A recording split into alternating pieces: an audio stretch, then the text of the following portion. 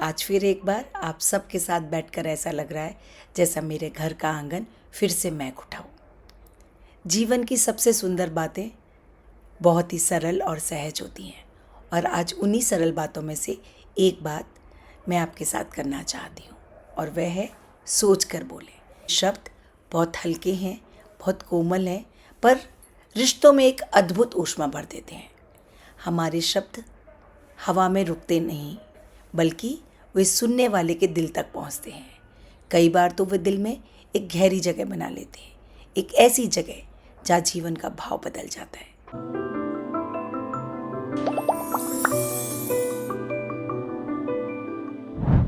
Hello दोस्तों, नमस्ते। मैं संध्या गुप्ता, एक माँ, एक पत्नी, एक लेखक, एक काउंसलर, एक सोशल वर्कर और आप सबकी अपनी दोस्त। मेरे जीवन में सबसे अधिक प्राथमिकता मेरे अपनों की है, मेरे रिश्तों की है और मेरी इसी सोच से सृजन हुआ मेरे चैनल सृजन का।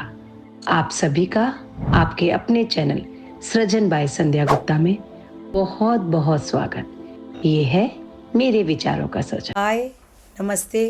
कैसे हैं आप सभी?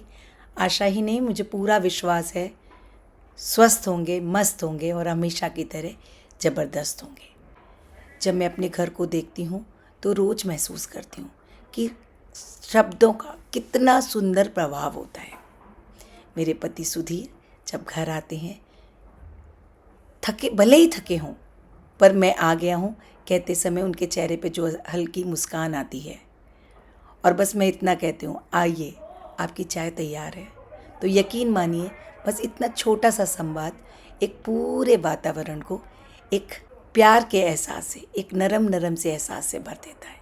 काम तो वही रहता है, पर शब्द जैसे घर में देशी घी की सुगंध भर देते हैं। दैनिक जीवन में ऐसे अनगिनत क्षण आते हैं जो मुझे सिखाते हैं कि सोच कर बोले गए शब्द किसी भी रिश्ते में प्रकाश सा घुल जाते हैं। एक दिन मेरी प्यारी बहू रानी सुनेहा ने बहुत ही प्यारे स्वर में कहा, माँ आज खाना थोड़ा जल्दी खा लें, मुझे आपका साथ बहुत अच्छा लगता है। और फिर सिद्धार्थ मुस्कुराते हुए बोला, बस 5 मिनट दो, तुम्हारे साथ बैठना मेरा दिन हल्का कर देता है। बात साधारण सी थी, पर दोनों के शब्दों में इतना अपनापन था कि वो दृश्य, प्यार भरा दृश्य, हमेशा के लिए मेरे मन में बस गया। रिश्ते बड़े वाक्यों से नहीं बनते, वे दिल से निकले हुए छोटे छोटे वाक्यों की मिठास से बनते हैं। मेरी बेटी सिद्धि का अंदाज भी बड़ा ही प्यारा है। आप उससे पूछिए कैसी हो, तो वह हमेशा मुस्कुरा कर कहती है, और भी अच्छी हो सकती हूँ, अभी भी खुशियाँ कम नहीं हैं। उसके ऐसे शब्द घर में उजाला भर देते हैं। वे सिखाते हैं कि सोच कर बोलना मतलब हर बातचीत में थोड़ा सा प्रकाश जोड़ देना, थोड़ी सी रोशनी जोड़ देना, प्यार की गर्मी को जोड़ देना। मेरी सबसे प्यारी दोस्त पूनम दीदी, उनकी एक बात तो मन में हमेशा के लिए बस गई है। उन्होंने मुझसे कहा था, संध्या, किसी भी बात का सबसे सुंदर हिस्सा तब आता है जब हम पहले सामने वाले को महसूस कर लेते हैं। और कितना सच कहा था, जब हम समझ कर बोलते हैं। ये मैं आज समझी हूँ। तो सामने वाला केवल शब्द नहीं सुनता, हमारा मन सुनता है। प्रियंका, मेरी बेटी के शब्द भी मुझे बहुत प्रभावित करते हैं।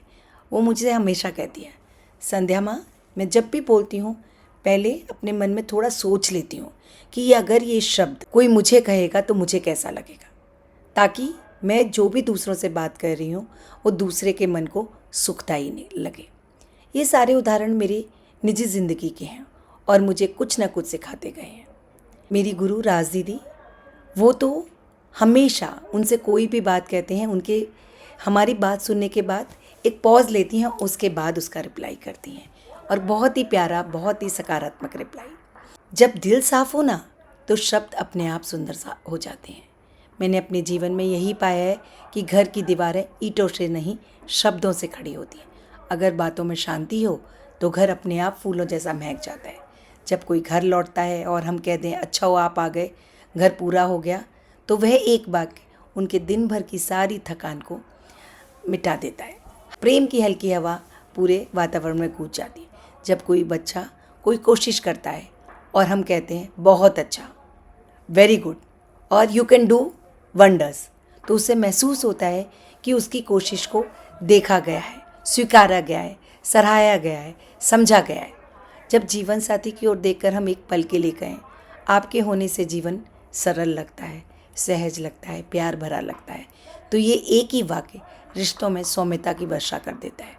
और जब कोई प्रिय, स्पेशली जब आपकी वो फ्रेंड हो, ऐसा कहे, तुम हो इसीलिए दुनिया बहुत सुंदर है, तो ये वाक्य आपकी आत्मा तक पहुंच जाता है।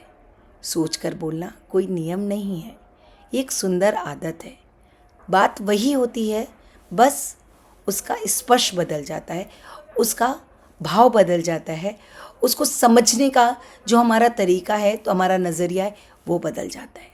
बोलने से पहले एक हल्का सा विराम, जैसा कि राज दीदी करती हैं, एक छोटी सी कोमल सोच और एक शब्द फूलों की तरह गिरने लगते हैं। ये एक कला है जिसे आप सीख सकते हैं, मैंने भी सीखी है और आप भी सीख सकते हैं। मैं हमेशा अपने आप से एक प्रश्न करती हूँ, क्या मेरा ये वाक्य सामने वाले के मन में खुशी देगा या उनको थोड़ा हर्ट कर सकता है? अगर मेरा उत्तर आता है कि खुशी देगा, तो ही मैं वो वाक्य बोलती हूँ। और यदि मुझे लगता है कि दूसरे को बुरा लग सकता है, तो मैं सोचती हूँ कि मैं किस तरीके से अपनी इस बात को प्रेजेंट करूँ। थोड़ा सा ध्यान देती हूँ, थोड़ी से अपनी संवाद की दिशा बदलती हूँ और जीवन बहुत ही सहज हो जाता है। जीवन में बड़े बदलाव कभी बड़े बड़े प्रयासों से नहीं आते, वे आते हैं छोटे छोटे प्रेम भरे विचारशील संवादों से। हम दिन में सिर्फ 5 वाक्य सोचकर बोलते हैं, तो हमारा घर, हमारा वातावरण, हमारे रिश्ते सब कुछ मधुर हो जाते हैं। आज हम मिलकर बस इतना सा संकल्प लें कि हमारे शब्द फूलों की तरह हों, जो दूसरों को कोमलता से छू लें, जो दूसरों के जीवन में सुगंध बिखेरें, जो दूसरों के मन को खुशी दें। हमारी वाणी जल की तरह हो, सहज हो, सरल हो, जो निरंतर सहजता और सरलता से बह रही हो। हमारा संवाद इतना सौम्य हो कि हर दिल उसके उजाले से भर सके, हर दिल में विनम्रता और प्यार का स्रोता फूट उठे। क्योंकि संबंधों की सुंदरता बड़े बड़े कामों में नहीं, हमेशा छोटे छोटे सोच समझकर बोले गए संवादों में रहती है।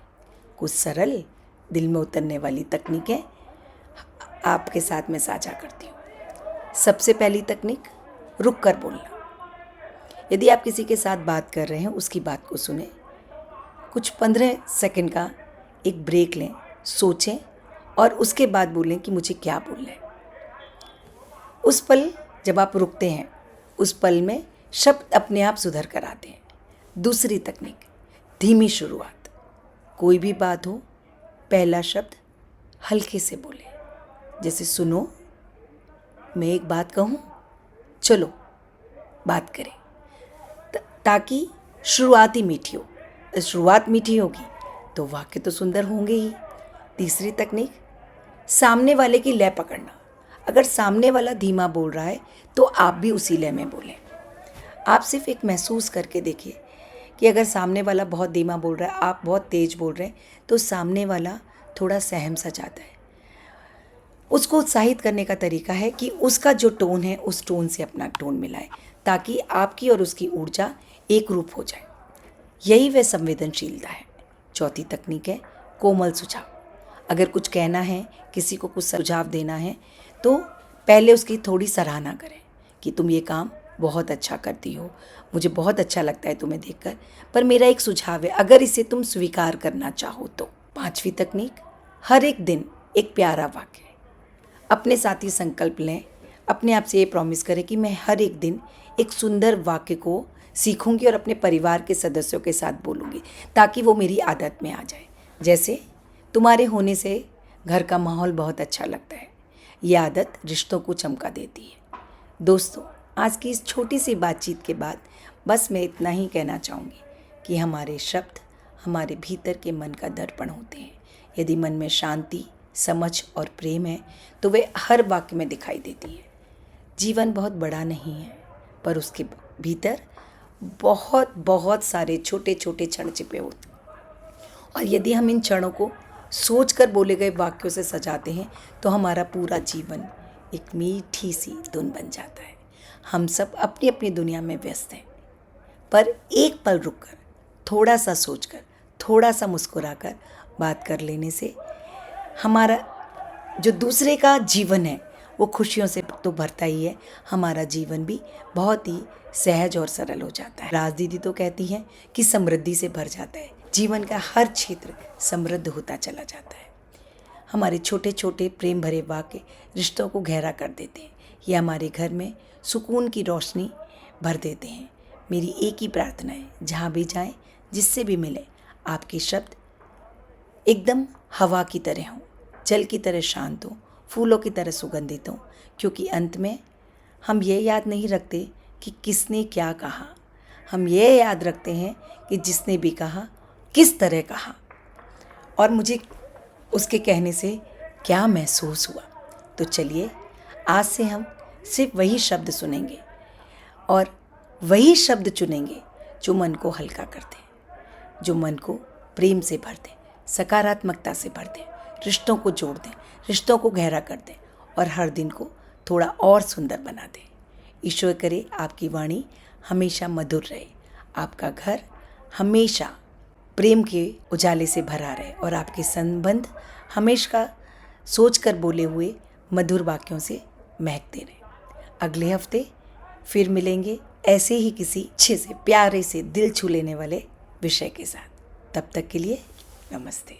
इस वीडियो को अंत तक देखने के लिए तहे दिल से आपका धन्यवाद। अगर आपको मेरा ये प्रयास पसंद आया हो तो अवश्य बेल बटन दबाएं और मेरे चैनल सृजन बाय संध्या गुप्ता को लाइक करें, शेयर करें, सब्सक्राइब करें। अपने अपनों को भेजें, क्या पता किसी को कोई ऐसे सवाल का जवाब मिल जाए जिसकी उसे तलाश हो।